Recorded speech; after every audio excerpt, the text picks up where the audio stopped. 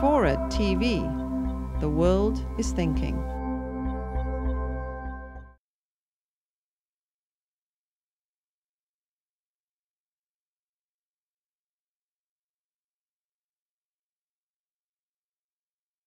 So the world, the physical world, was here before us, and we, as thinking people, can obviously imagine it a lot better. Ideas like who owns what are things that are not written into the basic atomic physics of the world. The world works in a way that doesn't say who owns things. The world works in ways that we can easily imagine improving on. And so I think that was a lot of the genesis of Second Life, at least for me, was this question of, well, you know, can we take a computer or a lot of computers and try and simulate the whole world? And so how would we do that? So that, so I'll try to tell you just at a high level so you can kind of imagine the capabilities here, how we actually did that, right? So digital atomics. What did we do? So the world is made of atoms. Atoms are too small to simulate with a computer nowadays. And so we imagined from the start that we were going to do something where, just like you see us now, I'm going to fly here. Everyone can fly, of course, in Second Life. Why not? You know, I'm flying around a little island here in Second Life. And this island is actually being simulated on one computer. It's being simulated on one server machine. So we had this question of, well, how can we simulate a world that is interesting enough for us to be willing to engage in and do things in, but not too complicated for us, so that the computers would actually be able to simulate it. And so what we did, and I'll play around a little bit and show this off, was we built a kind of an atomic system. We said that all the pieces of this world, like this little chunk of that tower bar over there, each one of these little pieces would be our atoms. And so we would sort of build things like Legos. We would build this whole world in place out of using atoms that were, about this big. So we'd start with a basic, cube in this case. This is the atom in Second Life. That's the sound of creation. Isn't that great? I love that. Takes a second to load. So this is an atom. So what can I do with it? Let me show you that because it's kind of fun. Now, part of what's really fun here is that all of what I'm doing here I can do with other people. I figured I'll show you that, and I'll show you that at the end, but it's really crazy. The incredible thing here is that all of this is built in real time with all your friends sitting next to you telling you what to do, or even working on it with you together. But this is a digital atom. So what can I do with it? Well, I can do a bunch of things with it. I can change. I can certainly, do simple stuff like change what color it is. I showed you me stretching it there a little bit. I can make it shiny. I can cut it, and this is important. You ask like, well, what's the shape of an atom? The idea here in Second Life was to make the whole definition of this object here take up 20 or 30 bytes. So it would be a very compact little genetic representation that would tell me what this object looks like. I can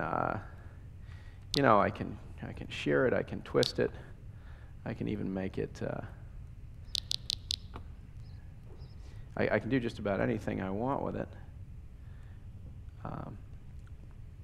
So that's kind of an atom. Now it's also physical. So it exists in a real world here. So I can pick it up even though I've got something in my hand here. I can pick it up and throw it over there. I could throw it at somebody else, and you can imagine there's a whole world of experience that comes with that. So there's a physics engine that is animating the environment here. Everything is being continuously simulated.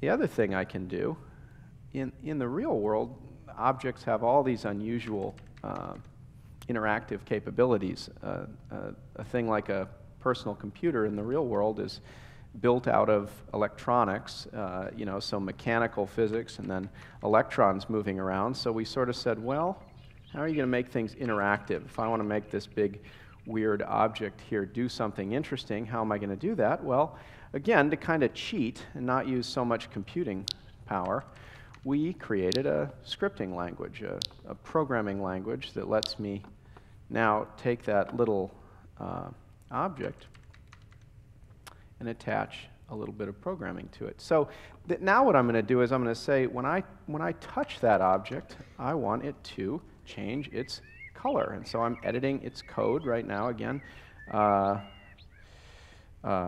somebody could be sitting next to me while I do this. And there we go. So that says when I touch that object, I want it to say touched. Let's say hello, Stuart. And I save that. That little bit of code is now transferred to the server where we are. And that object is now also running this little piece of program. And so if I touch it, it changes its color, and it says, hello, Stuart. Now, this object can also talk to the web. So it can talk to intelligent systems that are running on machines on the internet, not just on Second Life. It can exchange information with them. It can communicate with other people. It could tell you when your friends come by, act as a doorbell, send you an email when your friends in Second Life come by to see you. It can do just about anything. The language that we wrote is pretty fast. In fact, on this island right now, there are probably about 3,000 or so objects like that that are all doing things. In fact, this whole island is about as many as 15,000 or so of those little tiny objects, all being continuously simulated by the computer. If you look up in the air, you'll see some clouds. The clouds in Second Life are a fluid simulation. It's also running on the same computer.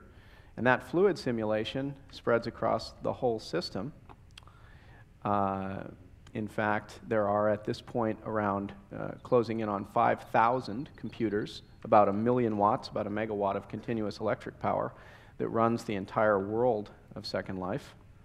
Zooming in on the map here, you can see this little area, and then as I zoom back here, we get to the whole of Second Life, which is actually about the size at this point of about 2 San Franciscos. It's about 100 square miles, and it has tens of millions of user-created objects in it.